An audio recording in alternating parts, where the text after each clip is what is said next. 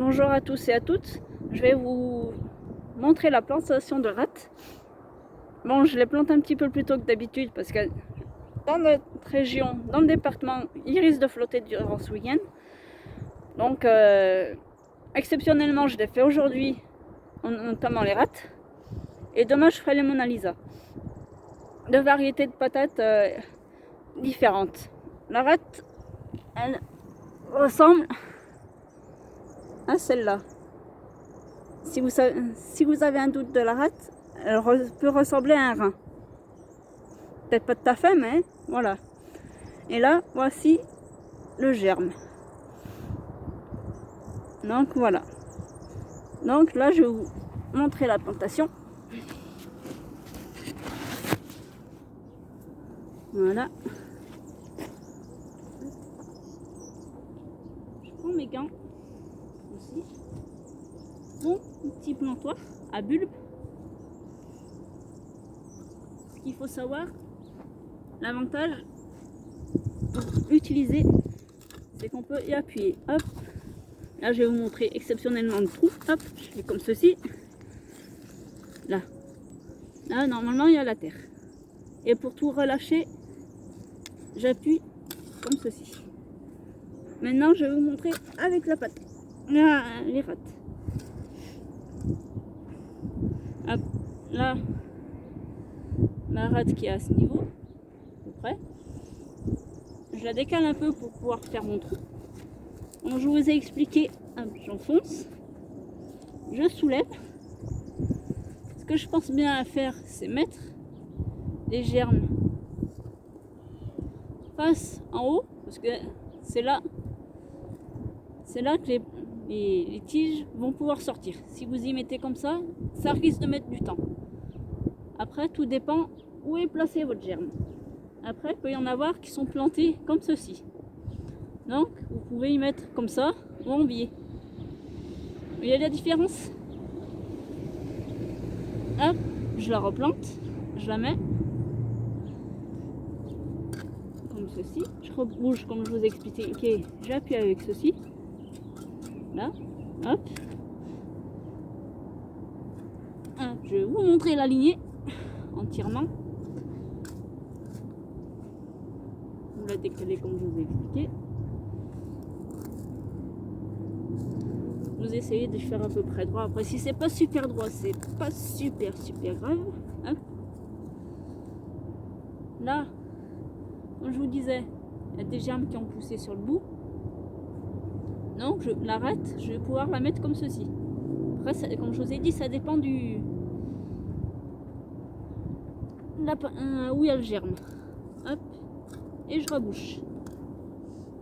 On passe à la suivante.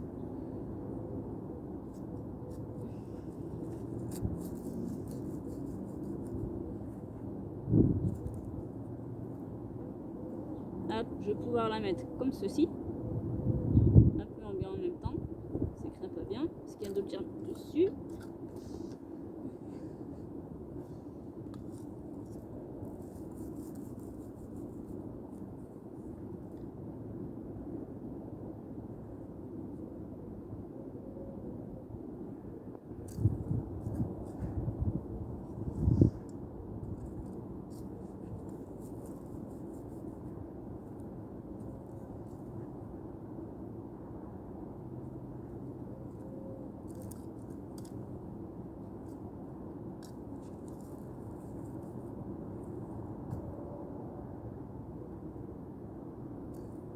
Après avoir fini tout ceci, vous mettez votre plantoir de côté.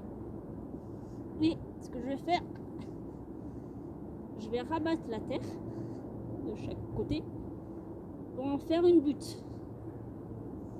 Après la butte, vous n'êtes pas obligé de la faire tout de suite. Mais moi, je préfère la faire comme maintenant. On a comme si, sachant que dans la Saint-Étienne, il risque de geler. Donc déjà la terre, ça les protège bien. Et en plus de la butée, ça va mieux les protéger aussi. Donc, voilà. Hop. Je prends bien la terre sur les côtés. Après, s'il y a des cailloux, n'hésitez pas à les enlever.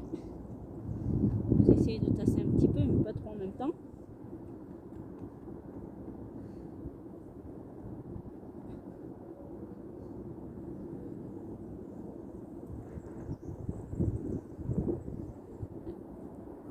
caillou, il part.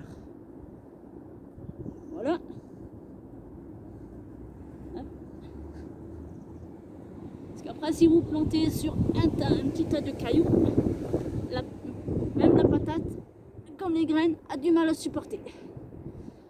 Donc, il faut toujours faire à peu près attention de ne pas trop avoir de cailloux.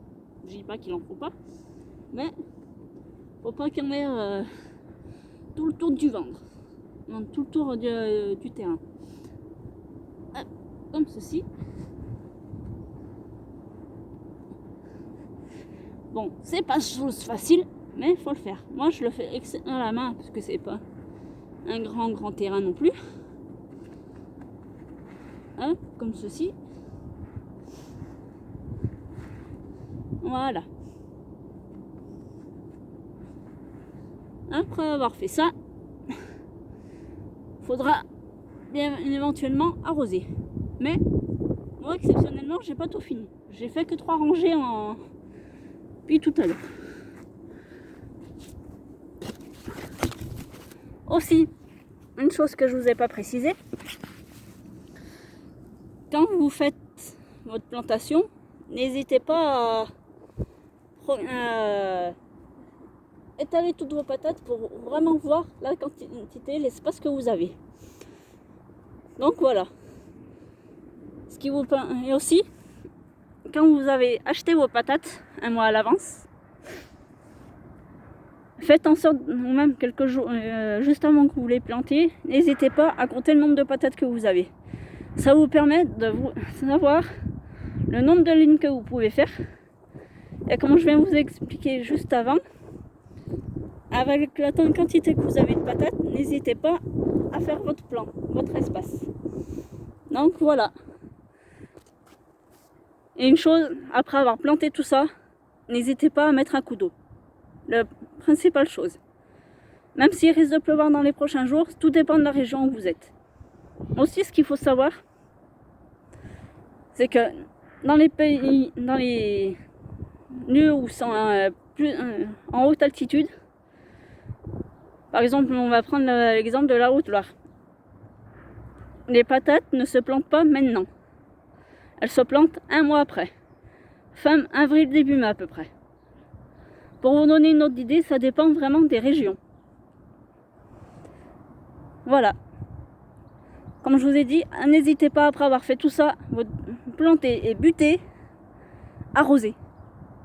Même s'il risque de pleuvoir dans les prochains jours, arroser suffit un petit peu quand même. Et tout dépend si le terrain est encore humide ou pas. Vous arrosez selon le temps qu'il fait. Donc voilà, je vous dis à la prochaine.